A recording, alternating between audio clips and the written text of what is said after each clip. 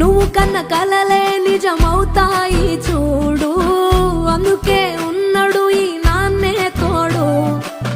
దశరథ మహారాజే నాన్నై పుట్టాడు, నువ్వు రాముడంత ఎదగ